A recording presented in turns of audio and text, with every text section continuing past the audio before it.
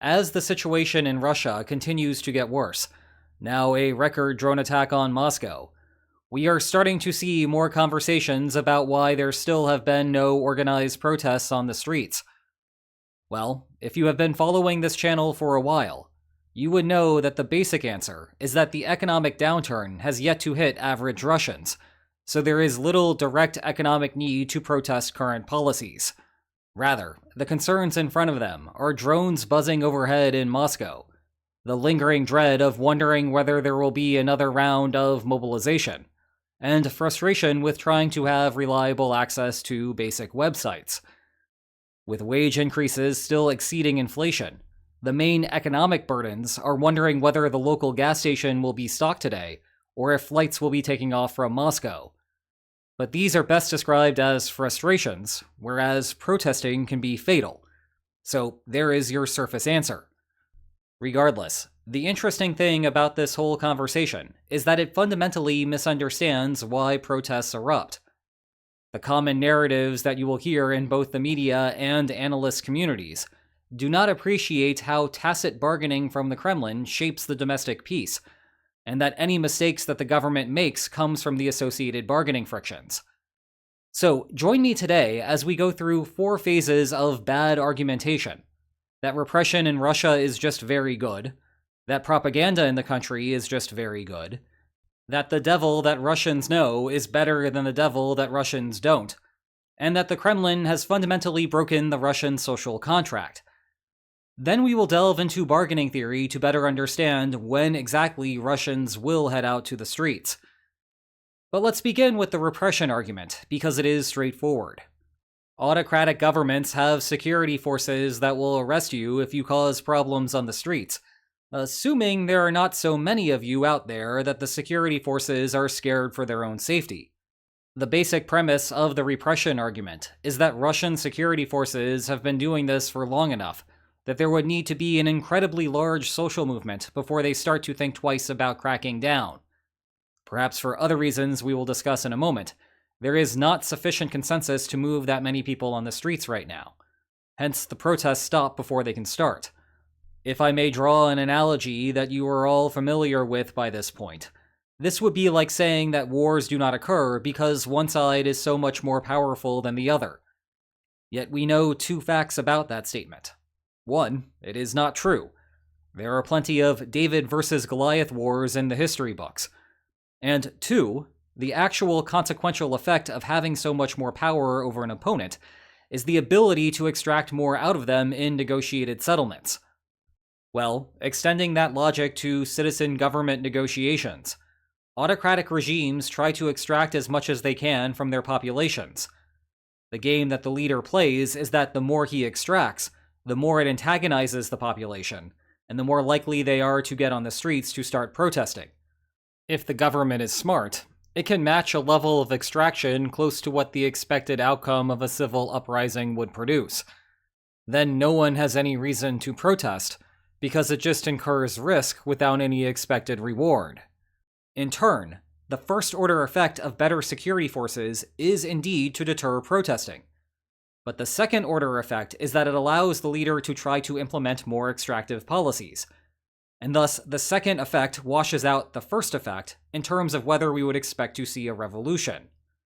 You know, the running theme of this video is extraction. Wouldn't it be nice to just be left alone? But even for those of us with the comfort of not having our governments come after us on a daily basis, you likely have a bunch of personal information still sitting on the internet, just waiting for malicious private actors to take advantage. Personally, I think that breaks a different kind of social contract. But good news. That is where the sponsor of today's video, Incogni, comes in. They will help you remove your information, like home address, employment history, or even political affiliation, from websites and data broker registries. If the bad guys can't find you, the bad guys can't harm you. And with Incogni's custom removal option, you can point them to an exact problem that you might encounter. So shift the balance of power in your favor and take back your personal data by heading to incogni.com/WilliamSpaniel. Use coupon code WilliamSpaniel, all one word, to get 60% off an annual plan. And thanks again to Incogni for sponsoring today's video. The second problematic explanation has a similar theme as the first. By the propaganda argument, the Kremlin is very good at convincing Russian citizens that everything is fine in the country, that everyone else thinks that everything is fine in the country, that whatever is happening in Ukraine is not a big deal, and whatever bad things may be happening in Ukraine are all NATO's fault. Oh, and if there are problems in Russia, it is not the president who is responsible. In fact, if there are problems, then he wants to hear from you. That is why he has his annual marathon call-in show at the end of the year. He will even apologize when he learns about your problems, and you will pledge to task the government with fixing them. Now, we could spend some time sorting out whether anyone in Russia believes those messages. We could discuss how it has been more than 4 years of an invasion now, and that suppressing the truth for that long is difficult. We could discuss how the social networks of those who return from the war, often with debilitating, lifelong injuries, would spread the truth. We could discuss how there is significant resistance to mass mobilization policies, which is difficult to square if the average Russian is oblivious to the facts. Or we could point to the sizable and increasing contract offers to convince citizens to become soldiers, which, again, is difficult to square if citizens are not increasingly cognizant of the problems. But if the question is about why protests have not yet erupted, we still have the same bargaining critique as before. Propaganda is useful for shaping beliefs, but the better that you are at shaping beliefs, the more that you can extract out of citizens. The two effects wash out once again. You know what else washes out? Fear of what comes next. The basic idea with this argument is that, sure, Vladimir Putin is bad, but do you know who else would be bad? Basically anyone who might follow him. The last guy was a drunk, the one before him was competent but watched Russia's grip over Eastern Europe disappear, and the one before him that could bother to stay alive for more than 2 years was also a drunk. Things just do not get any better in Russia, so why bother protesting? The country will not become a true democracy even if the protests are successful. You will just be replacing the devil that you know with a devil that you don't. And in the meantime, you will have to put yourself at great personal risk by going out on the streets. Well, that pessimism is overstated to some degree. Perhaps it is likely that the next regime will have a similar disposition as the current one, but sometimes revolutions can go over well. Once more, though, the bad future expectations wash out in what the current regime can do. The Kremlin knows that the citizens have this sort of expectation. That makes a revolution less likely for any given policy, which, again, encourages the Kremlin to ratchet up its extraction out of the citizens. At least this fourth explanation has some more nuance. The hypothetical Russian social contract, which you have likely heard of before, is the idea that the Kremlin gets to dictate foreign policy in return for delivering stability at home. This idea, in essence, puts some bones on what exactly is the division between the two parties that is normally on the table. Well, clearly the spirit of that social contract has been broken. The Kremlin continues to do what it wants to do in Ukraine. Meanwhile, Russian citizens only have to look up and notice migrating pink birds to understand that their share of the settlement is slowly eroding away. This would seem to play into the bargaining logic from before. If the critical threshold to wide-scale protests was here, the Kremlin used to plant its policies just inside of that breakpoint to guarantee some calm. Russians indeed lived in harmony for a while, and then suddenly the Kremlin stepped over the line. We would expect to see those protests erupt, but they have not. So what gives? The partial answer is that this line of reasoning only looks at the bad things that have happened to Russian citizens as a consequence of the war, while ignoring the good things, like increased wages due to spiking demand for labor. While this has upset Russia's large oligarch class, that appears to have offset most of the other problems in the lives of average citizens, explaining what we are currently observing. I say most because clearly the threat level to the Kremlin is elevated at the moment. You can see this from the internet outages. This is not a step that governments take lightly.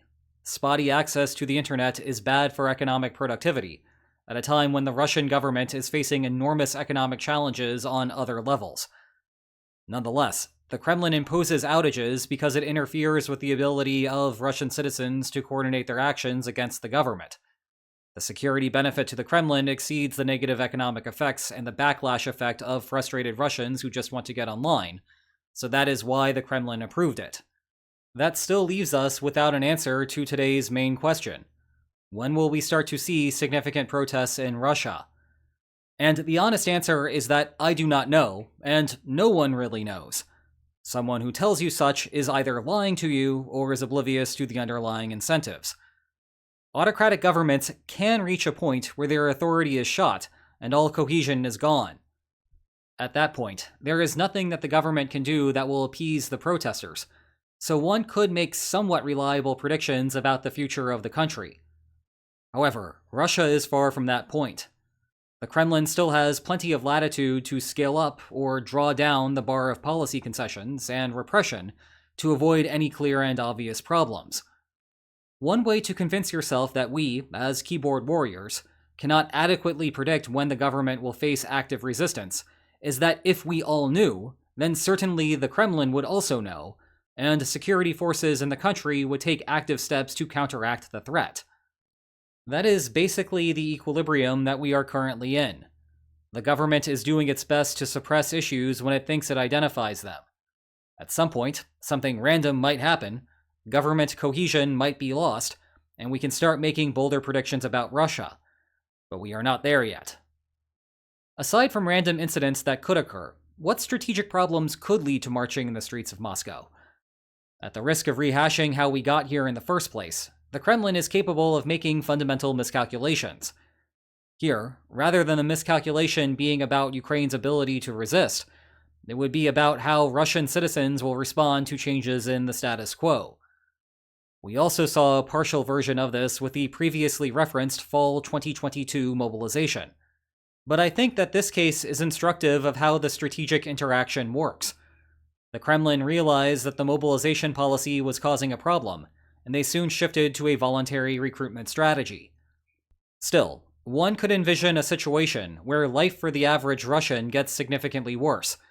Say, economic instability in the country is leading to bankruptcies in the private sector, leading to wide-scale unemployment, and now clear net negative consequences for those average Russians.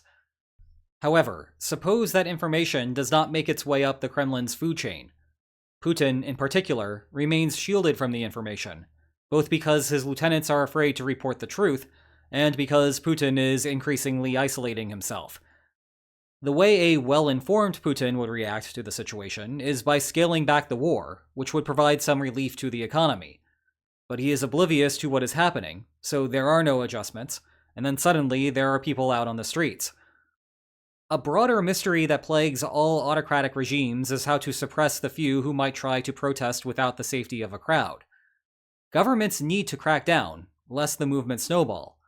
But security forces have to be careful, lest they go a step too far, and the repression efforts end up backfiring. What does and does not cause a backlash effect is a mystery to everyone involved, and those of us watching from the outside. Never mind that each security agent has a mind of his own and might do something silly. The point is that reaching this stage is not just a function of general citizen dissatisfaction with how the war is going in Ukraine.